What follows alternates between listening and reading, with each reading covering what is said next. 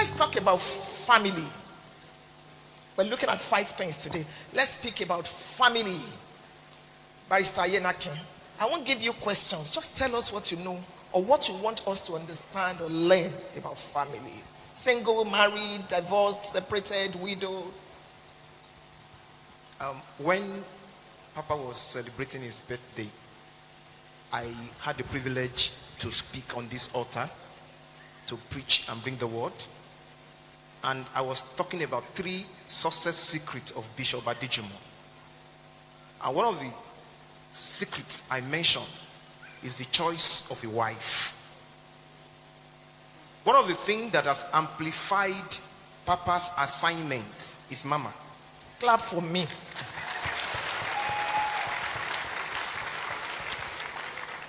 I'm not saying this because I want you to clap. I am saying this because this is the trajectory of Papa's story that I have seen and that is evident.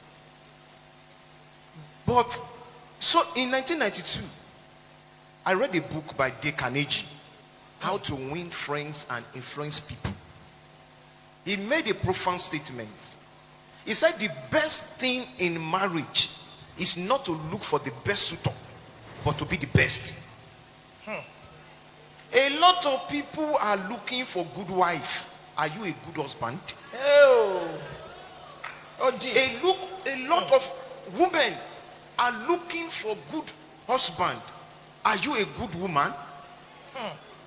One day we were going home, I was driving a car, and I asked my wife a question. I said, sweetheart, is it that people who are bad don't know they are bad?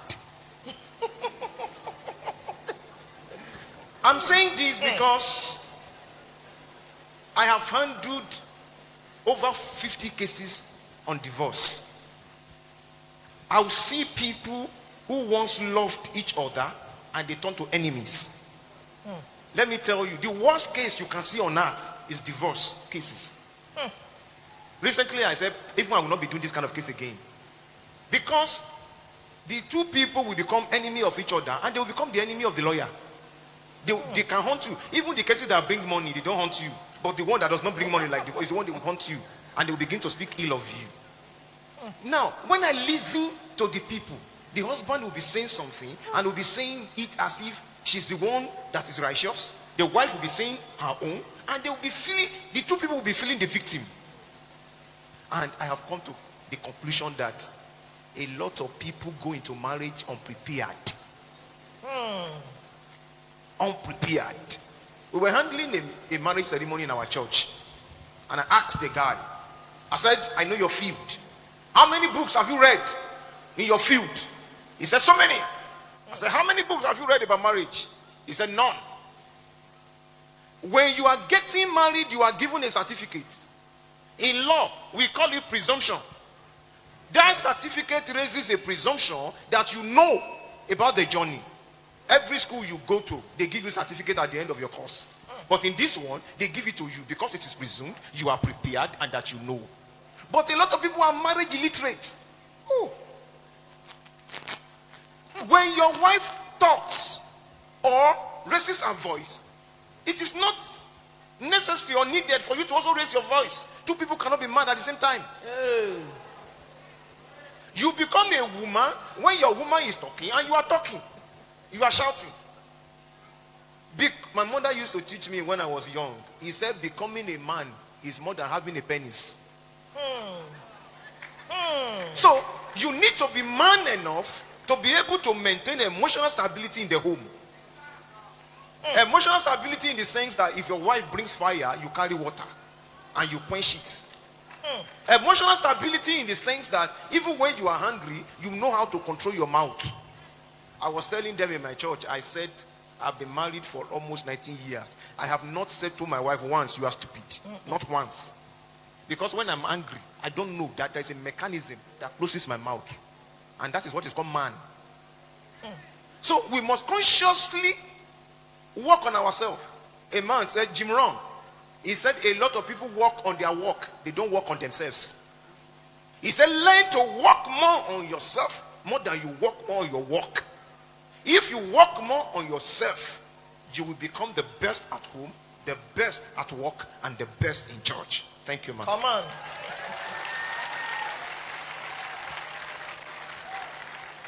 Somebody say, I know we are learning.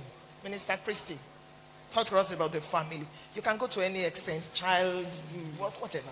Praise the Lord. Amen. One thing that taught me was commitment to family. You know, sometimes we give excuses. My husband is not doing this. My wife is not doing this. Commitment. Be committed to family.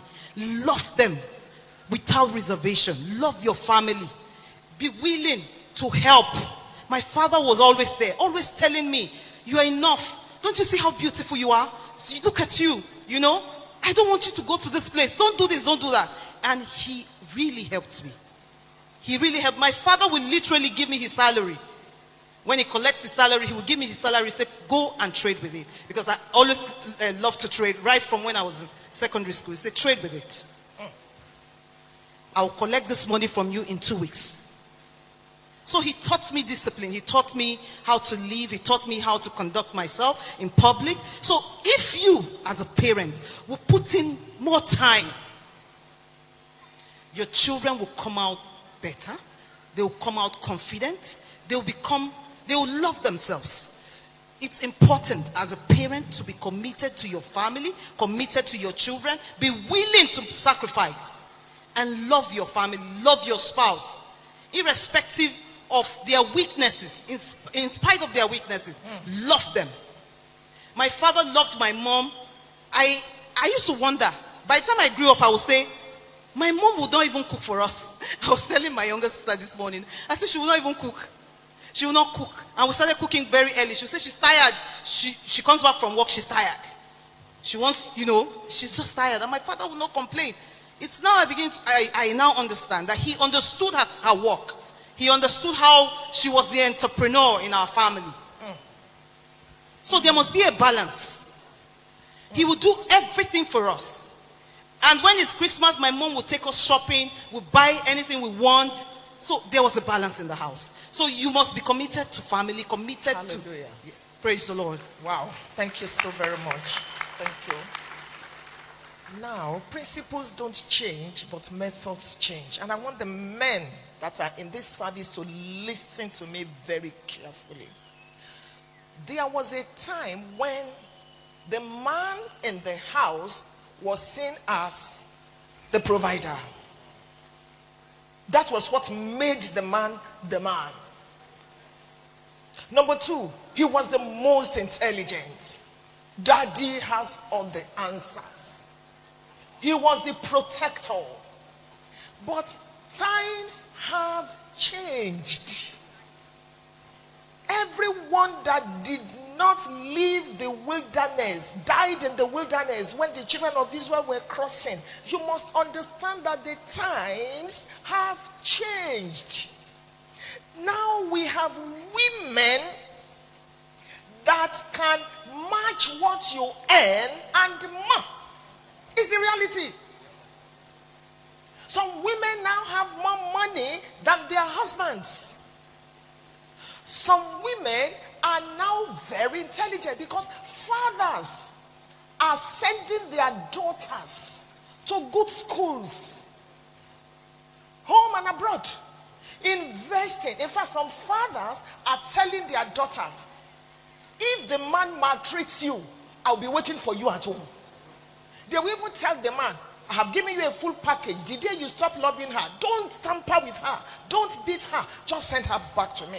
Men are rising up because there is a move of God that is targeted at the female species. And it is in preparation for Jesus' second coming. Get it right. So if as a man, all you have to lead is money. I bought the tickets to Dubai. Your wife will ask you, how much is your salary? I can pay you. This is the reality of the times we are in now.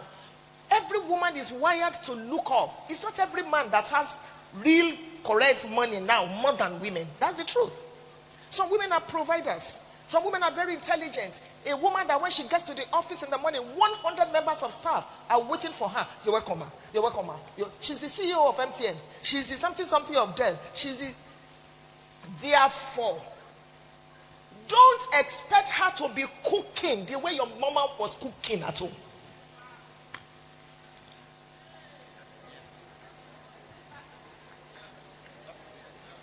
I'm an African man. I eat only homemade food. Uncle, wake up. Wake up. You better microwave your food. And I'm not teaching insurrection. I'm not teaching disobedience. I'm telling you the realities that we have now. A woman that has gone to the office, she's the something of CBN. She has done this, she has done that, and all that. And then she comes back home. You want to sleep with her, and you still want her to be sneezing and cooking food. Wake up. Get a chef. Am I saying something sensible here? Get a chef that will cook for you. If my husband were to be here, he will tell you what I'm talking to you about now. He will say, do I want to kill you? Can I just give you a rundown? The last 1 week of my life. Let me just give you a rundown. I left Nigeria Wednesday night, British Airways, 11 p.m., 10:55. I got to London 6 in the morning.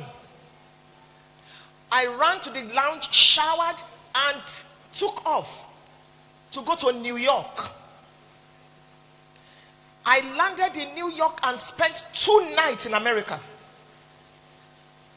Flew back, ran to submit my assignment in school.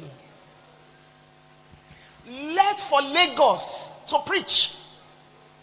Got back yesterday. When I got back yesterday, my driver drove. I was begging God, please Lord, preserve us. Because I needed to be in school at 11 a.m. Judges were coming from town, and it was part of our continuous assessments. And I was leading the team, 2 teams, defendants and claimants. Thank God we won. We won. My group won. I had to take care of 80 children in the class, get them their food, because I'm the only elderly woman there. So I tried to play that role too. Got home around 6. My husband was asking, what do you want them to prepare for you? That's a correct man. That is a correct man. Not a man that will say, I'll make it tea and it is pounded yam and we eat. Plus, I don't eat food from house helps. Uncle, wake up. This is 21st century. Before you get married, know who you want to marry. If you want to marry a full-time housewife just to be giving birth to children for you, that's fine. We will cook for you. In fact, we will cook for you. Food will be coming out of your nostrils.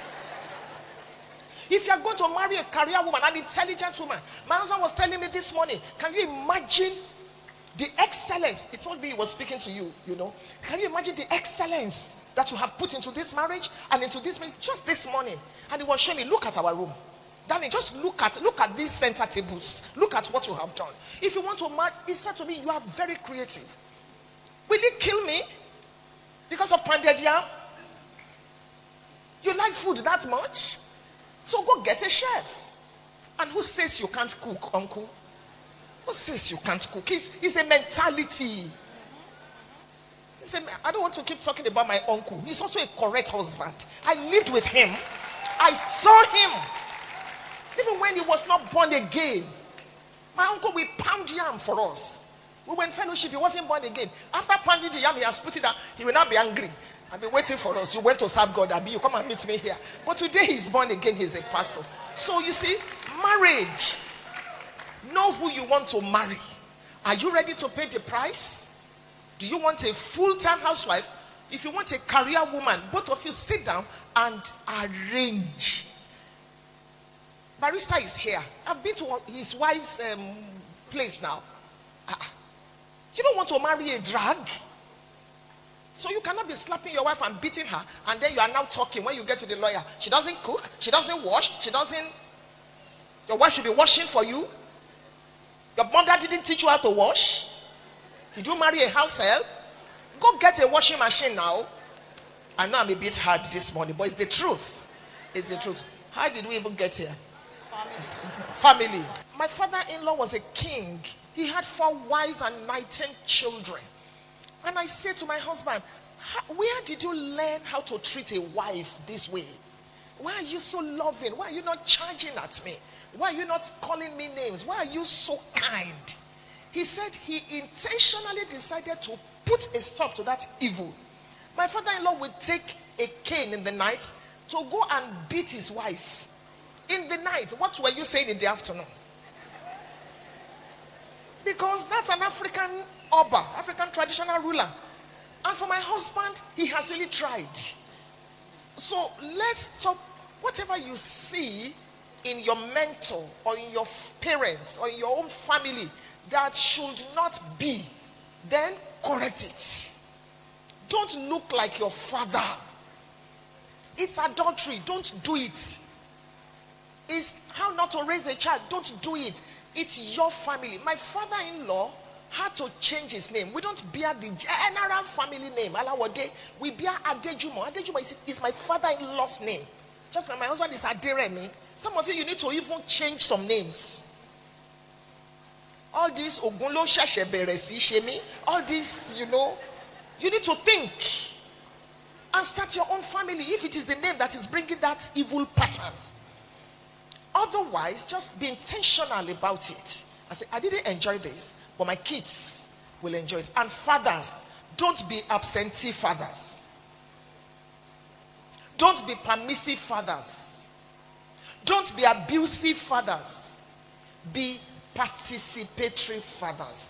Because these children will live one day. Thank you very much. The family, sir, say something and then we'll say one more thing before. Yes. Well, in addition to what has been said, I just want to advise we parents. The Bible says you should teach your child the way he should go. When he grows up, he will not depart from it. I will talk from my own experience. When we were growing up, that's why none of us could play football. We had 4 men. None of us could play football. Because you cannot leave the house, particularly when my mom is cooking. It's so when my mom is cooking, anytime my mother is in the kitchen, whether you are doing anything or you are not doing anything, you must be there. That is why today, all of us could cook anything. There is nothing you ask me to cook in the house that I cannot cook. Nothing. And our families are enjoying it today. If I get home, my wife knows. I don't care whether she cooks or she does not cook. I enter the kitchen, there is nothing. In fact, this morning, she said, I would have loved to make ogi for you, but I don't know the style. That's your own style. If you want to take it, I know you will make it yourself. Yes. Yes, I said, I'm not eating to the church. Otherwise, I would have made it. That is how it should be. Then again, it is what we saw our parents do when we were growing up that I imbibed. Yes. Mommy mentioned one thing, that don't grow up like your father. That is if your father is on the other side. Like my own father, everything I copied from my father today, they are of benefits to me. Come on. I have never touched cigarettes in my life. I have never played with it. Even I left home as early as 11. By 11, they put me in boarding school. And I never returned home till date. From boarding school, in secondary school, I left for A levels. Will it interest you that as young as I was, through class 5, the 5 classes of secondary school, my parents did not come to look for me in school one day. And I never, because of that, joined any gang. Because I knew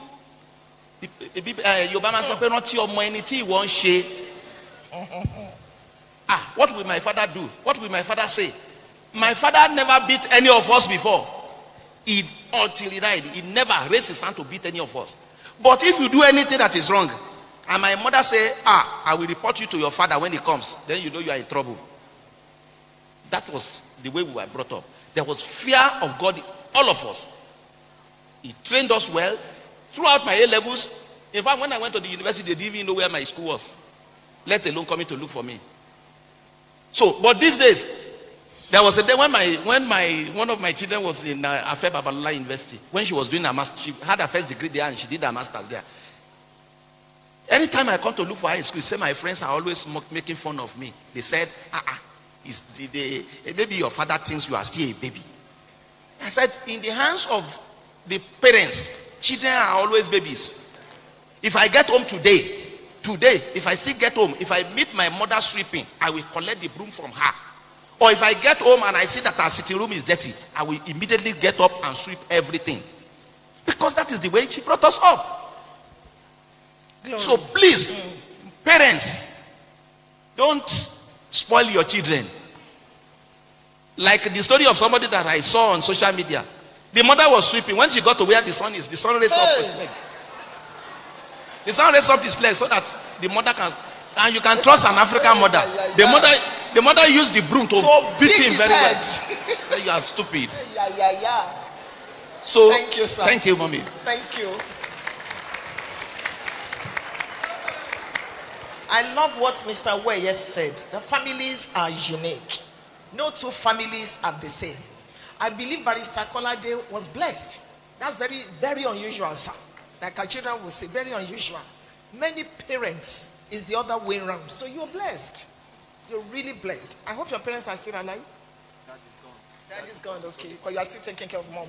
So, but if your parents didn't show you the example, then you should not perpetuate it. And parents, you see what we're talking about. Your children are watching. Those of you that are fathers, the first responsibility is to love their mothers. And let the children know that their mother is loved. If you're always shouting at your wife, slapping her, you're telling your son without even telling him that this is how to treat a woman. And those of you wives that before your husband says one, you have said 50. You don't respect the man, you dishonor him. You'll be hiding money inside mattress so that your husband will not find out. You will serve your husband 2 pieces of meat and put 5 under your own amala. You know those kind of stupid things. It's a sign of poverty. Poverty. Or you'll be inflating figures for your husband. I bought it 3,000, but you not tell your husband it's 30,000. If you go out now, you know the man will not go out.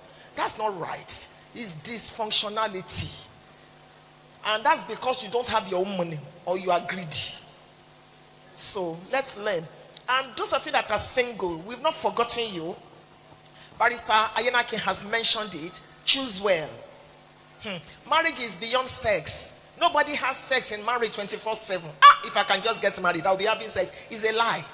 Nobody loves 24/7 in marriage. There are days you will not feel like loving. You're too busy. Your brain is just, and there are days you will not feel loved. So that's not what determines marriage. Choose well. Choose rightly. Let God guide you. Do you like the person? Do you love the person? Are you ready to spend the rest of your life with the person? Marriage is hard work. Truly, you get the certificate. Like Barrister Ayenake said, but that certificate is actually a letter of appointment, letter of employment. Come and work. Marriage is hard work. Don't throw your own away. There's no perfect marriage. I've been married 41 years. There's no perfect marriage. You misunderstand each other, but you choose, because marriage is a relationship between two forgivers. So please work on your marriage. Those of you that are divorced, or you are single parents, or you are widowed, we are also concerned about you. It doesn't mean that you are bad. That's why such things happen. Sometimes bad things happen to good people. God is God. But please don't sleep around. If you want to remarry, remarry. Sort things out legally. Remarry. It's not that one man is coming to your house in the morning, another one is coming in the night, and you can't even preach the gospel because you are single. Everybody sleeps with you. You become a dog. Or a man. You sleep around. Even those of you in marriage, I told you here, in Yoruba land, the meaning of adultery is agbaere, agbere, collector of profit. Don't let it collect your profit. It's not just money. It is not. Don't let any woman come and mess up your children's destiny. Some can go to any extent doing jazz just to make sure that you and your children are not. If you want to remarry, go ahead and remarry and keep a marriage. God bless you.